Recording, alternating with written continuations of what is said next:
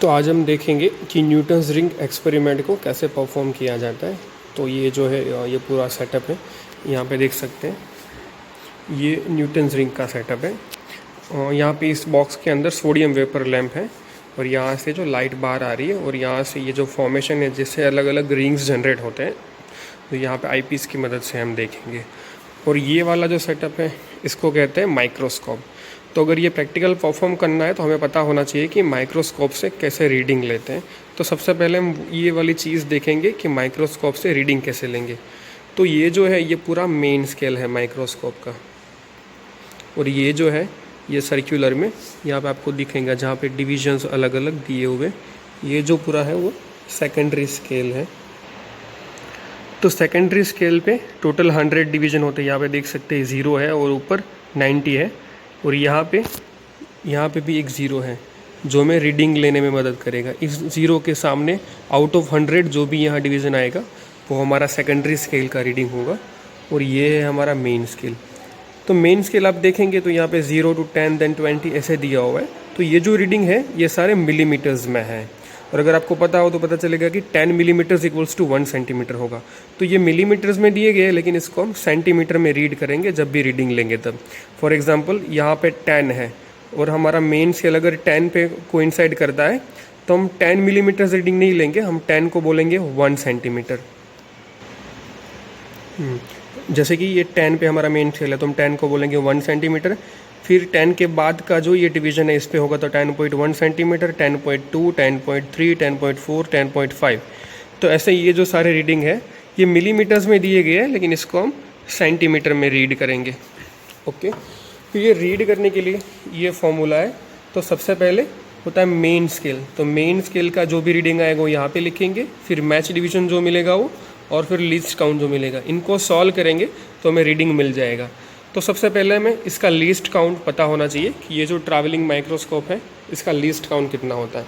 तो least count का जो इक्वेशन ये है LC equals to smallest value on main scale divided by total division on secondary scale. तो smallest value on main scale को कैसे देखते हैं, तो एक आसान सी ट्रिक है कि जैसे कि ये 0 है तो 0 के बाद जो भी रीडिंग आएंगी और उसको हम पढ़ेंगे उसको हम smallest value on main scale बोलेंगे। जैसे कि देखिए मैंने बोला कि ये मिलीमीटर्स में है, लेकिन इसको हम सेंटीमीटर में रीड करेंगे। तो ये यहाँ पे 0 है, 0 के बाद जो तुरंत आता है उसको हम 0.1 सेंटीमीटर बोलते हैं, राइट। तो ये हो गया हमारा smallest value on main scale. तो ये इसलिए यहाँ पे लिखा है 0.1 सेंटीमीटर लिखा है। तो smallest value on main scale हो गया 0.1 सेंटीमीटर। नीचे है total division on secondary scale. तो ये जो राउंड जो है सेल ये हमारा सेकेंडरी स्केल है और इस पर 100 डिवीजन दिए गए हुए हैं, इसलिए हमने डिवाइड में 100 लिखा है। तो अगर इसको करेंगे 0.1/100 तो आंसर आएगा 0.001 सेंटीमीटर। तो ये जो माइक्रोस्कोप है उसका LC है 0.001 सेंटीमीटर। तो अभी LC की वैल्यू हमें मिल चुकी है 0.001 सेंटीमीटर। इसके बाद हमें मेन स्केल और मैच डिवीजन फाइंड करना है। तो मानिए कि अभी जो पोजीशन है उसका रीडिंग हमें देखना है कि कितना है। तो हमें ये देखना होगा कि ये 0 कहाँ पे टच हो रहा है।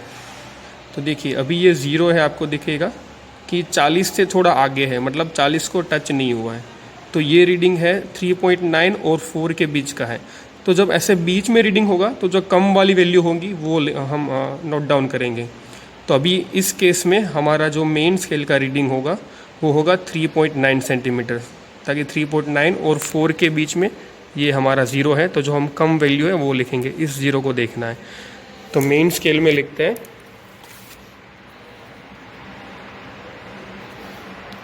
3.9। ओके, मेन स्केल हमें मिला है 3.9। अब मैच डिवीजन देखेंगे कितना है। तो मैच डिवीजन आप देखें तो देखिए 81, 80, 81, 82। तो 83 हमें मैच डिवीजन मिल रहा है। जैसे यहाँ पे देखिए तो देखिए 80 है, फिर नीचे 81 और 82 और 83। तो ये हमारा 0 है, ये 83 के साथ मैच हो रहा है, इसलिए मैच डिवीजन हमारा हो गया 83। तो प्लस 83 इंटू LC हमको मिला है 0.001। इसको सॉल्व करेंगे तो 3.9 plus 0.083। So final answer would be 3.983 centimetre. तो ऐसे रीडिंग ली जाती है ये माइक्रोस्कोप की मदद से। और हम इसको डायरेक्ट भी लिख सकते हैं, जैसे कि ये फॉर्मूला करने की ज़रूरत नहीं है। जैसे कि मेन स्केल का रीडिंग हमें मिला था 3.9, तो मैंने लिख दिया 3.9। फिर हमें मैच डिवीजन कितना मिला था, यहाँ पे लिखा है 83 मिला था, तो 3.9 के पीछे ऐसे 83 लिख दीजिए, तो फाइनल आंसर बन गया 3.983, जैसे कि यहाँ पे है 3.983। तो ये फॉर्मूला है, लेकिन हम इसको डायरेक्ट भी लिख सकते हैं इस तरीके से रीडिंग को। ओके, तो अब हमें पता है कि ये माइक्रोस्कोप की जो रीडिंग है उसको हम कैसे देखते हैं। अब हम देखेंगे कि रिंग्स कैसे दिखते हैं। तो आईपीस में अगर देखें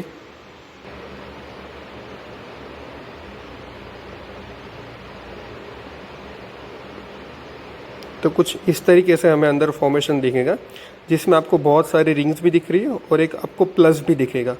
तो उस प्लस को हम मूव करेंगे, जैसे कि यहाँ से ये जो सेकेंडरी स्केल का स्क्रू है इसको हम ऐसे मूव करेंगे, तो अंदर जो आपको यहाँ पे प्लस दिख रहा था वो मूव होगा। तो इसके हेल्प से हम जो प्लस है उसको अलग अलग रिंग्स पे रखेंगे और उसके रीडिंग नोट करेंगे। और जो लाइट की रिंग्स है, आपको पता है ये जो येलो कलर की लाइट है उस कलर की रिंग्स थी और बीच में गैप था। तो यहाँ पे मैंने एक फॉर्मेशन ड्रॉ करने की ट्राई की है। देखिए कुछ ऐसा फॉर्मेशन मिलेगा आपको। ये हो गया रिंग नंबर 1, ये हो गया रिंग नंबर 2, रिंग नंबर 3, 4, 5 ऐसे रिंग्स हैं और बीच में आपको गैप मिलेगा। येलो कलर की रिंग होगी जो लाइट है उस कलर की, और यहाँ पे बीच में ब्लैक कलर का गैप होगा। ठीक है, या इस साइड को हम बोलेंगे लेफ्ट हैंड साइड और ये हो गया हमारा राइट हैंड साइड। देखिए ऐसे हमको रीडिंग लेना है। जैसे कि मैंने एक रिंग को छोड़ के एक एक रिंग का रीडिंग लिया है। तो सबसे पहले रिंग नंबर 1 का रीडिंग लिया है, फिर 2 को स्किप किया है, फिर 3 का रीडिंग लिया है, 4 को स्किप किया, 5 का, ऐसे एक को छोड़ के एक ऐसे करके रिंग्स के मैंने रीडिंग लिए।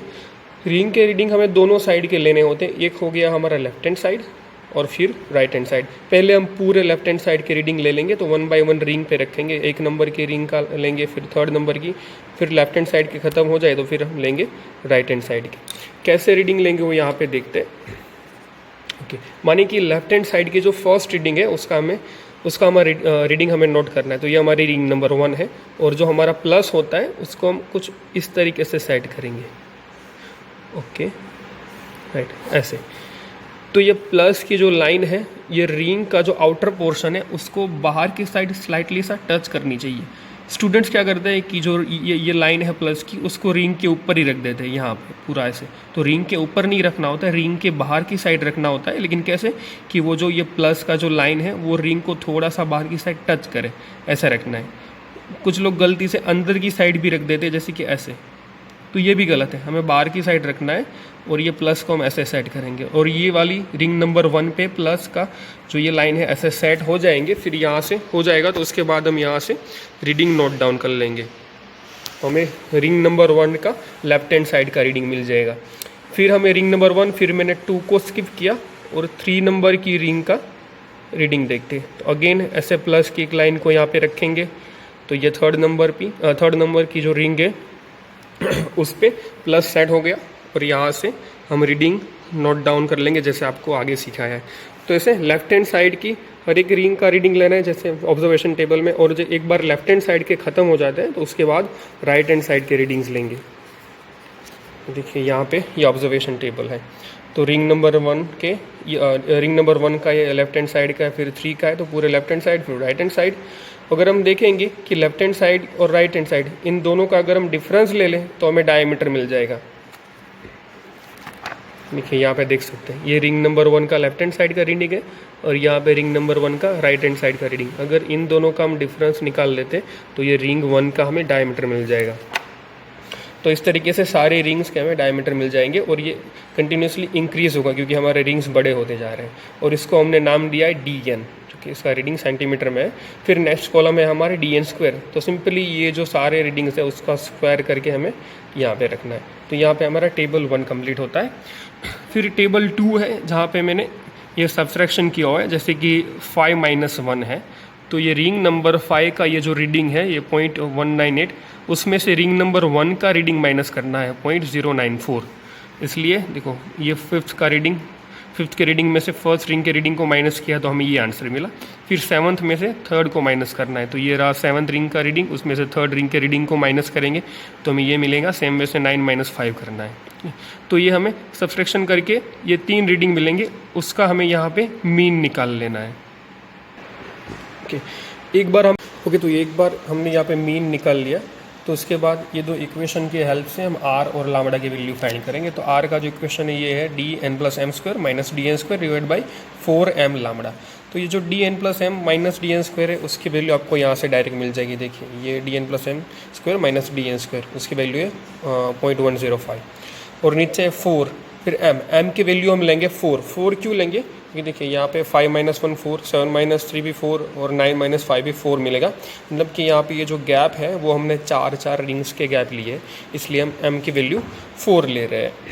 उसके बाद लामड़ा की वैल्यू देखेंगे। एक बार यहाँ पे इक्वेशन ही देख लें। देखिए ये पूरा इक्वेशन है, जहाँ पे ये ऊपर की वैल्यू है, हमें जो ये सेकंड टेबल का जो मीन मिला है 0.105, तो ऊपर हमने रख दिया 0.105, नीचे 4 का 4, m की वैल्यू अगेन 4 होगी। फिर लामड़ा की वैल्यू होती है 5893 एंगस्ट्रॉम। लेकिन यहाँ पे जो हमारे रीडिंग्स है वो सारे सेंटीमीटर में रीडिंग है, इसलिए हम लामड़ा को सेंटीमीटर में कन्वर्ट करेंगे तो हो जाएगा 5893। यहाँ पे है देखिए 5893 इंटू 10⁻⁻8, तो एंगस्ट्रॉम में से सेंटीमीटर में कन्वर्ट कर दिया। और इसका रीडिंग कुछ आंसर जो मिलेगा ये ऐसा मिलेगा 111.36 सेंटीमीटर। तो ये हमें आर की वैल्यू मिली है। फिर आर की वैल्यू फिर हम ये लामड़ा वाले इक्वेशन में जब पुट करेंगे तो हमें लामड़ा की वैल्यू मिल जाएगी। एक्चुअल में लामड़ा की वैल्यू हमें पता ही है, जो है 5893 एंगस्ट्रॉम है। तो हमें जो ये इक्वेशन की हेल्प से जो भी आंसर मिले वो उसके आसपास मिलना चाहिए। तो देखते हैं D N plus M square minus D N square, तो हमें पता है जैसे कि 0.105 रख दिया है। नीचे 4m equals to again 4, R की वैल्यू हमें यहाँ से मिल गई 111.36, और इसको हम सॉल्व करेंगे तो कुछ ऐसा आंसर मिलेगा। तो इसको पॉइंट में, जैसे कि ये डिजिट है तो 8 डिजिट मूव कर दिए, तो आंसर ये हो गया 5893.05 इंटू 10⁻⁻8 सेंटीमीटर। तो ये जो सेंटीमीटर है, अगर आप आंसर इसमें रहने तो भी चलेगा, या फिर आपको एंगस्ट्रॉम में कन्वर्ट करना है तो जैसे यहाँ पे एंगस्ट्रॉम हटाने के लिए हमने 10⁻⁻8 डाला था, वैसे ही अगर 10⁻⁻8 को हटा दे तो ये सेंटीमीटर से फिर से हो जाएगा एंगस्ट्रॉम। तो हमें फाइनली लामड़ा की वैल्यू मिली है 5893.05 एंगस्ट्रॉम, जो कि 5893 एंगस्ट्रॉम जो एक्चुअल वैल्यू है उसके बहुत पास है। तो ये हमारा रिजल्ट बनेगा, the wavelength of the sodium light is lambda equals to 5893 angstrom.